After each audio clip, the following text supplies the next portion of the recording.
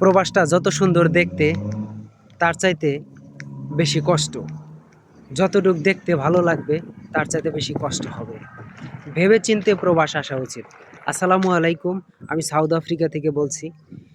প্রবাস জীবনটা খুবই কষ্ট, আবার খুবই সহজ।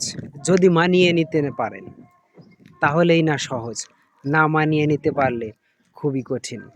তবে সবার জন্য এই প্রবাস নয়।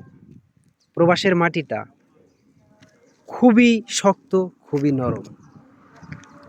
তবে যারা প্রবাসে আসতে চাচ্ছেন, অবশ্যই আমি তাদের উদ্দেশ্যে কিছু কথা বলবো বা একটু অনুরোধ করব। যদি না, আপনার অবশ্যই একটু ভাষা জানতে হবে। আপনি যেই দেশেই যান, আপনার ভাষা জানবেন, আপনার পক্ষে একটু সহজ হবে। আপনি কাজ জানবেন, আপনার পক্ষে আরও সহজ হবে। আর রান্না অবশ্যই আপনার শিখতেই হবে। রান্নাটা না শিখে আসলেও অবশ্যই অটোমেটিকলি আপনি শিখে যাবেন। যখন আপনার ক্ষুধা লাগবে তো অবশ্যই আপনার রান্না করে খেতে হবে। তো এটাই, প্রবাস জীবনটা আসলেই খুবই ভালো, খুবই সহজ, কিন্তু মানিয়ে নিতে হবে। আপনি একটু অসুখে পড়ে থাকবেন, আপনাকে দেখার মতো কেউ থাকবে না। আপনি কি খাইলেন, কোথায় কি করলেন, সে বিষয় নিয়ে কারো কোনো মাথা ঘামাতে লোক পাবেন না। তবে যখন দেখবেন তাকে বেশি ভালোবাসতে চায় শুধুমাত্র টাকার কারণে, প্রবাসীদেরকে ব্যবহার করে বেশিরভাগই টাকার কারণে। তবে আমি একটা কথা বলতে চাই, যারা আমরা প্রবাসী আসলে করা উচিত কি? সব টাকা পয়সাগুলো দেওয়া ঠিক না। বলবেন কেন?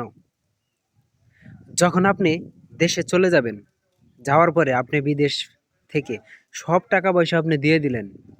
আপনি দেওয়ার পরে যখন আপনি বাড়িতে যাবেন, তখন কিন্তু আপনার আপনার যদি জমানো টাকা না থাকে, আপনার কিন্তু আবার গিয়ে কাজই করতে হবে।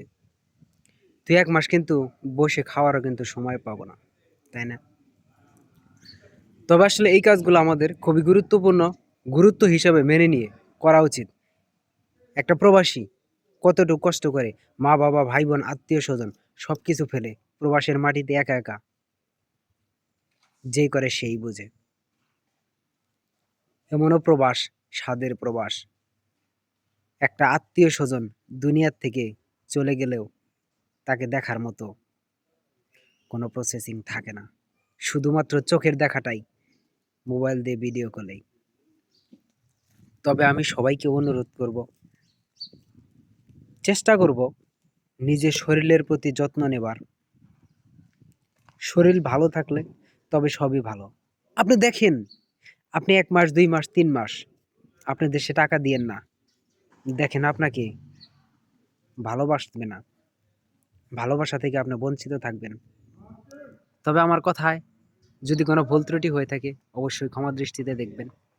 আর অবশ্যই ভিডিওটা ভালো লাগলে লাইক কমেন্ট শেয়ার করে অন্যকে দেখার সুযোগ করে দিবেন। আপনাদের মন্তব্য অবশ্যই কমেন্ট বক্সে। ভালো থাকবেন। আসসালামু আলাইকুম।